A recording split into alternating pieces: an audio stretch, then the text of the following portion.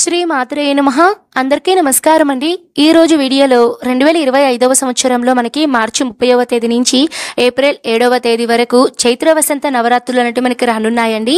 ఈ నవరాత్రులు 9 రోజులు తిథులు వివరాలు, అలానే ఏ అలంకరణ, ఏ నైవేద్యం సమర్పించాలి, ఇవన్నీ కూడా ఆల్రెడీ మన ఛానల్లో వీడియో అనేది ఉంది.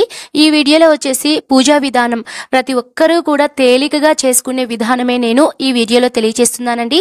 ప్రతి ఒక్కటి అండి, ఇంటిని ఎప్పుడు శుభ్రం చేసుకోవాలి, అలానే పూజ ఎలా చేసుకోవాలి, పూజ అయిన తర్వాత ఉద్వాసన ఎలా చెప్పుకోవాలి, ప్రతిదీ A to Z మీకు ఉండేటువంటి డౌట్స్ అన్నిటికీ సమాధానాలు తెలియచేస్తూ ఈ వీడియోనైతే అందిస్తున్నానండి.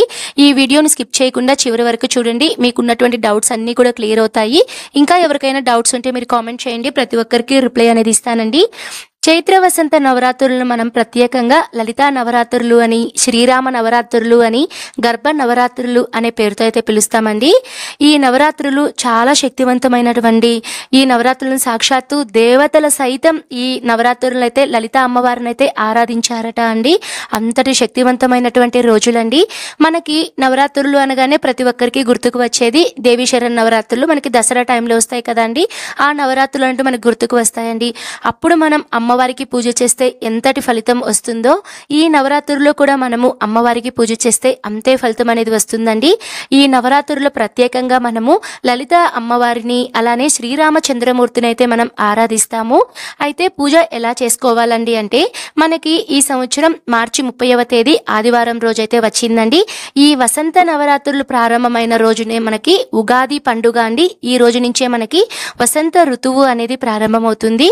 తెలుగువారి నూతన సంవత్సరం కాబట్టి ఈ రోజు చక్కగా ప్రతి ఒక్కరూ నూతన వస్త్రధారణ చేసుకొని, అలానే మీరు ఉగాది పచ్చడిని అయితే చేసుకొని అమ్మవారికి నైవేద్యంగా కూడా పెట్టుకోవచ్చండి. మరి ఇంటిని, దేవుని పటాలను ఎప్పుడు క్లీన్ చేయాలండి అంటే, మనకి 29వ తేదీ శనివారం రోజున మీరు ఇంటిని, దేవుని పటాలను అయితే క్లీన్ చేసుకోండి. అదేంటండి శనివారం రోజున గ్రహణం అంటున్నారు కదా అంటే, గ్రహణం అయితే మన ఇండియాలో అయితే లేదండి, వేరే దేశాలలో అయితే ఈ గ్రహణం అయితే ఉంది. గ్రహణం గురించి కూడా మన ఛానల్లో వీడియోస్ అనేటివి ఉన్నాయి. వేరే దేశాల్లో ఎవరైతే అక్కడ మన ఇండియన్స్ ఉంటే వాళ్ళు నియమాలు పాటించాలి. అవేంటో కూడా నేను మీకు గ్రహణం వీడియోస్లో క్లియర్గా అయితే తెలియచేస్తానండి.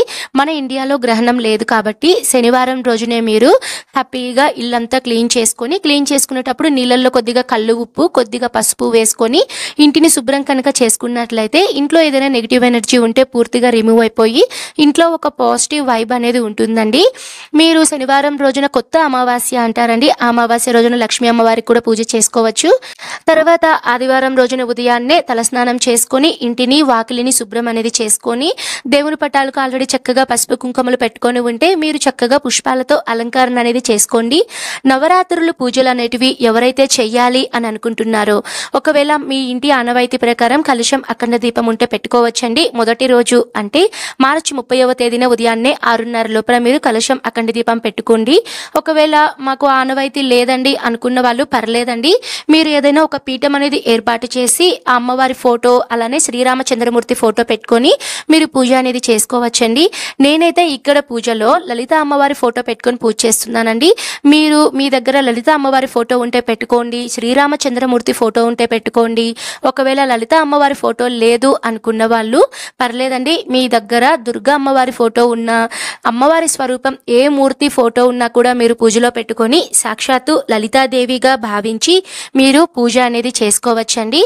అయితే మీకు అందరికీ ఒక డౌట్ అనేది వస్తుందండి, నవరాత్రుల పూజ అనేది ఉదయం చేయాలా, సాయంత్రం చేయాలా అంటే, మీరు ఎప్పుడైనా చేసుకోవచ్చండి. ఉదయాన్నే చేసేస్తే కొద్దిగా తేలిగ్గా ఉంటుంది అని చెప్తారు. లేదు మీరు 2 పూటలా చేయగలను అనుకుంటే ఉదయం మీరు షోడశోపచార మంత్రాలతో చేసుకోవచ్చు, సాయంత్రం కూడా చేసుకోవచ్చు. తప్పకుండా ఈ 9 రోజులలో మీరు చేయవలసిన పని ఒకటైతే ఉందండి. లలితా సహస్రనామాలు 9 రోజులు కూడా నిత్యం మీరు పఠిస్తే చాలా మంచిదండి. మీకు ఎటువంటి ఆర్థిక సమస్యలు ఉన్నా, ఏదైనా అనారోగ్య సమస్యలు ఉన్నా, ఏదైనా ఇబ్బందుల్లో ఉన్న వాళ్ళు తప్పకుండా ఈ శక్తివంతమైనటువంటి నవరాత్రుల్లో కుంకుమతో కనుక మీరు పూజ చేస్తూ లలితా సహస్రనామాలు కనుక మీరు జపిస్తే అతి శీఘ్రంగా మీ యొక్క కష్టాలన్నీ తొలగిపోయి మంచి ఫలితం అనేది వస్తుందండి.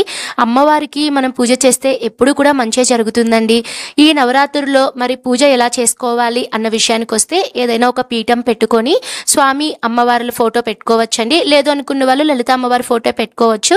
మీరు చక్కగా దీపారాధన కుందులు ఏర్పాటు చేసుకొని నూనె ఒత్తులు ఇవన్నీ వేసుకొని పూజకు సంబంధించినవన్నీ కూడా మీరు సిద్ధం అనేది చేసుకోవాలండి.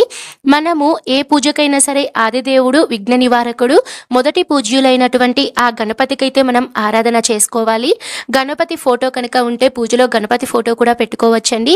లేదు మీ దగ్గర విగ్రహం ఏదన్నా ఉంటే విగ్రహం పెట్టుకోవచ్చు. లేదు అనుకున్న వాళ్ళు పసుపుతో చిన్న గణపతిని చేసుకొని ముందుగా మీరు ఆ గణపతికి నమస్కారం చేసుకొని, తండ్రి నేను చేసేటువంటి పూజలో ఎటువంటి తప్పులు లేకుండా నా పూజకు మంచి ఫలితం ఇవ్వాలి అని ఆ గణపతికి అయితే మీరు పూజ అనేది చేసుకొని పంచోపచార పూజ అయినా చేసుకోవచ్చు. పూజ అంటే ఏమీ లేదండి, గంధం అక్షింతలు అలానే పుష్పం దీపం ధూపం నైవేద్యం వీటిని సమర్పిస్తే మనకి దానిని పంచోపచార పూజ అంటారండి. మీరు గణపతికి పూజ అంతా అయిన తర్వాత సాక్షాత్తు అమ్మవారికి అయితే మీరు పూజ చేయవలసి ఉంటుంది. ఒక్కొక్కరు వాళ్ళ శక్తి కొలది విగ్రహాలు ఉంటే చక్కగా అభిషేకాలు అనేటివి చేసుకుంటారండి. లేదు మీ దగ్గర ఏ విగ్రహాలు లేవు అనుకున్న వాళ్ళు మీరు ఎటువంటి బాధ అయితే పడాల్సిన అవసరం లేదండి. చక్కగా మీరు అమ్మవారి ఫోటోకే పూజ చేసుకోవచ్చు.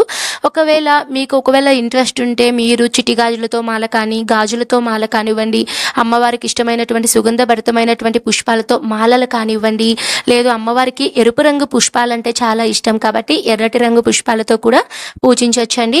ఖచ్చితంగా ఇలానే చేయాలి, మనము డెకరేషన్ చేసుకొని ఇలా బొట్లు పెట్టుకొని ఇలా నీట్గా చేసుకోవాలి అన్న నియమం ఎక్కడా లేదండి. మన పురాణాల్లో కూడా లేదు, మన భగవద్గీతలో కూడా ఎక్కడా లేదండి.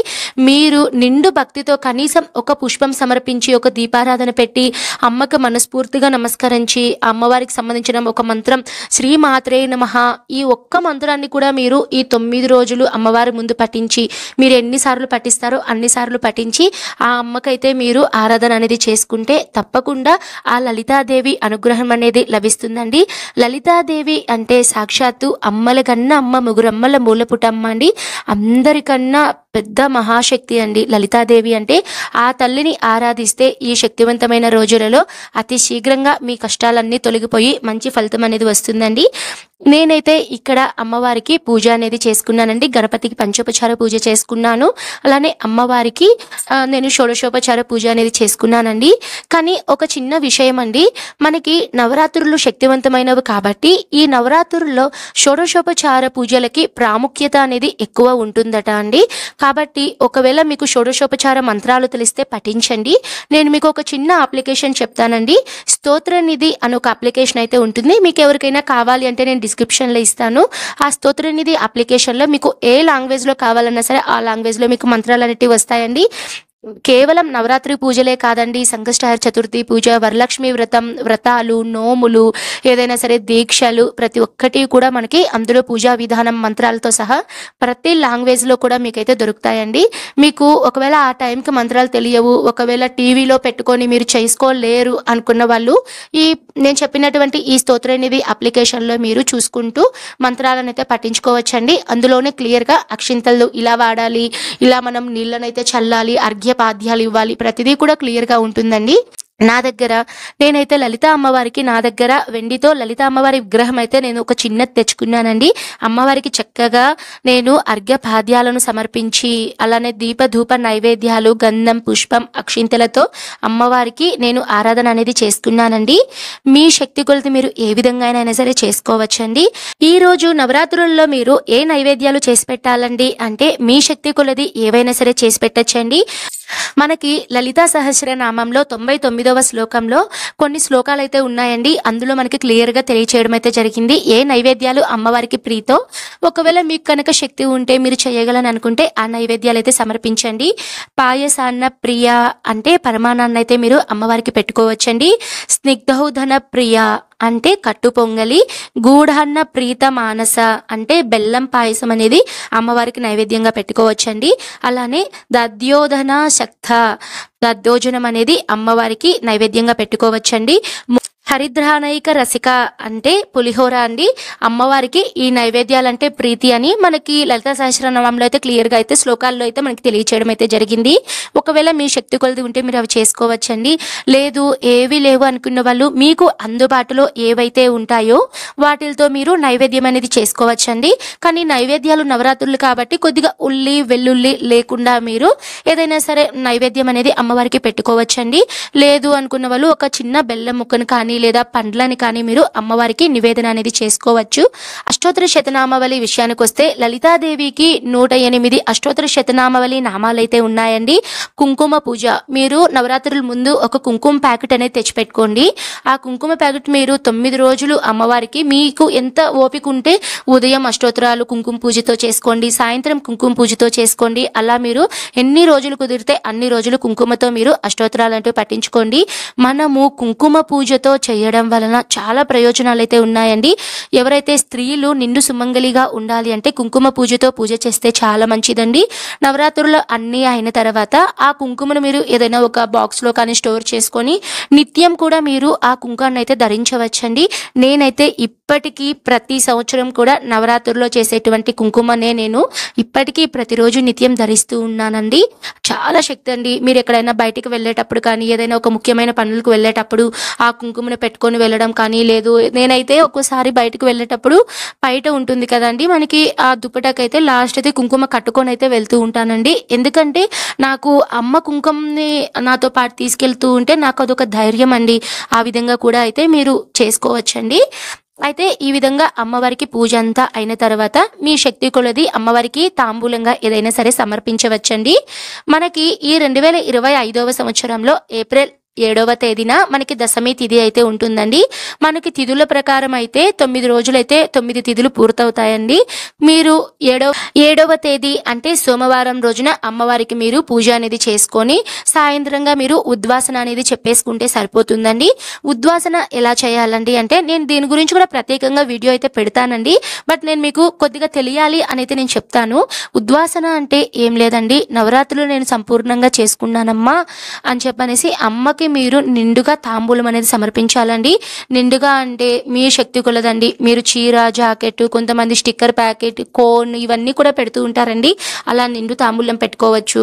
లేదు అనుకున్న వాళ్ళు ఒక జాకెట్ పీసు మీరు తమలపాకులు, అరటి పండ్లు, గాజులు, పసుపు, కుంకుమ ఇవి పెట్టి దక్షిణగా ఎంతో కొంత పెట్టి అమ్మవారి ముందు మీరు చూపిస్తూ ఆ అమ్మకైతే మీరు తాంబూలాన్ని సమర్పించి అమ్మని మీరు మణిద్వీపానికైతే మీరు పంపించాల్సి ఉంటుందండి. అంటే ఆ శివయ్య దగ్గరకు పంపించాల్సి ఉంటుంది. ఇదండి, ఈ విధంగా అయితే మీరు చైత్ర వసంత నవరాత్రుల్లో లలిత అమ్మవారికి పూజ అనేది చేసుకోవాలండి. మీరు శ్రీరామచంద్రమూర్తికి కూడా మీరు పూజ చేసుకోవాలనుకున్న వాళ్ళు లలిత అమ్మవారితో పాటు మీరు శ్రీరామచంద్రమూర్తి ఫోటో కూడా పెట్టుకొని, కుదిరితే మీరు రామాయణం కానివ్వండి, భగవద్గీత కానివ్వండి, ఇలాగా మీరు ఏదైనా కొత్తగా పుస్తకం స్టార్ట్ చేయాలి అని అనుకుంటే సుందరాకాండ కానివ్వండి, ఇలాంటివి ఏదైనా మీరు స్టార్ట్ చేయాలి అని అనుకుంటే మీరు ఈ నవరాత్రులు అయితే స్టార్ట్ చేస్తే చాలా మంచిదండి. చెప్పాను కదండి, మరీ చెప్తున్నాను, ఈ నవరాత్రులు చాలా శక్తివంతమైనవి కాబట్టి అస్సలు వదులుకోకండి. కనీసం ఒక్క రోజైనా సరే మీరు పూజ చేయండి. మీరు ఏ రోజైతే పూజ చేస్తారో నవరాత్రుల్లో ఆ రోజు నాన్ వెజ్ అనేది తినకూడదండి. అలానే బ్రహ్మచర్యం అనేది తప్పకుండా పాటించాలి. లేదండి నేను నిత్య దీపారాధన లాగా చేస్తాను అనుకున్న వాళ్ళు ఉదయం దీపారాధన, సాయంత్రం దీపారాధన చేసుకొని అమ్మవారికి అష్టోత్తరాలు అంటే పట్టించుకోవాలండి. ఈ విధంగా అయితే మనము లలిత నవరాత్రుల్లో సింపుల్గా అమ్మవారికి పూజ చేసుకోవాలండి. నేను మరొక వీడియోలో ఈ నవరాత్రుల పూజల్లో మీకు సహజంగా వచ్చే డౌట్స్ ఉంటాయి కదండి, A to Z ఇంకా డౌట్స్ ఏమన్నా ఉంటే వాటికి నేను సపరేట్గా ఇంకొక వీడియో అనేది అప్లోడ్ చేస్తానండి. ఓకే అండి, మరో మంచి వీడియోతో మీ ముందైతే ఉంటాను. సర్వే జనః సుఖినో భవంతు. స్వస్తి.